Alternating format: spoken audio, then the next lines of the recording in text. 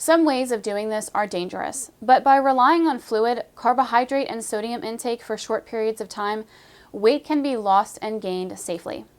Here is a simple formula that many athletes use. 8 days away from the competition.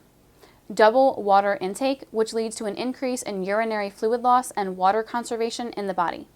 Stay with this for 2 days. 6 days away from the competition. Double water intake again.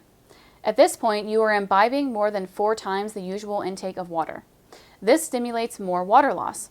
Also, carbohydrates are restricted to 50 to 100 grams daily, and sodium intake is increased by adding a small amount of salt to drinking water. This routine continues for 4 days. 2 days away from the competition. Water consumption is slashed 4-fold. For example, you were consuming 2 gallons of water daily, drop it to 1/2 gallon.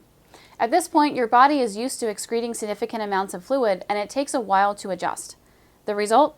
The sudden drop produces a negative water balance.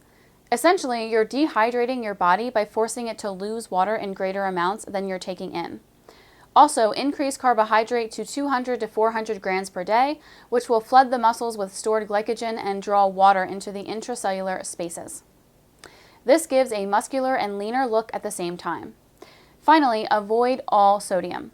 Cut all salt out of your diet and avoid all foods high in sodium.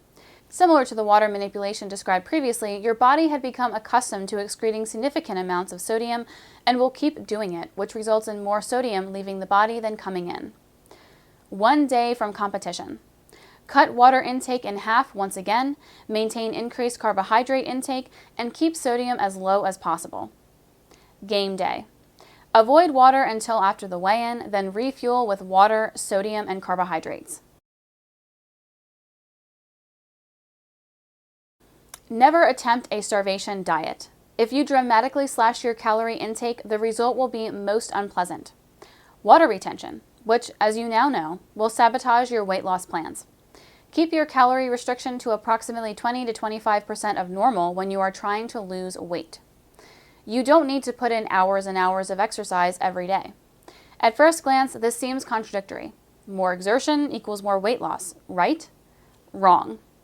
Too much exercise will pump massive amounts of cortisol into your system, which will increase water retention, thus creating another obstacle to weight loss. Stay active, but don't overdo it, and don't feel guilty about taking a day off to rest and recover. Have a cheat day or refeeding day, when you eat just about anything you want. This is not a green light to go berserk and attack every donut shop in town. Let common sense prevail and don't go overboard. But as mentioned earlier, raising your calorie intake will relieve stress, lower cortisol, and result in a few pounds coming off. This seems implausible, but the science is there.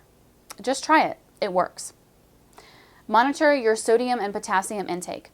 Never forget that sodium is a mineral that loads up the cells with water. Therefore, it is evident that excess sodium intake will result in water retention. Want proof? After being super strict with your diet, hit a restaurant for a huge salt-loaded meal and get on the scales the next day. Potassium works exactly opposite, as it lowers the fluid level of your cells.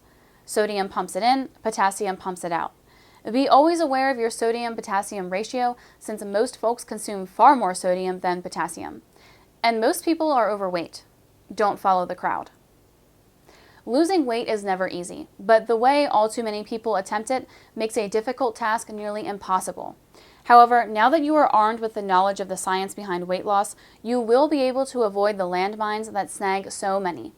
Take the pounds and inches off, and keep them off.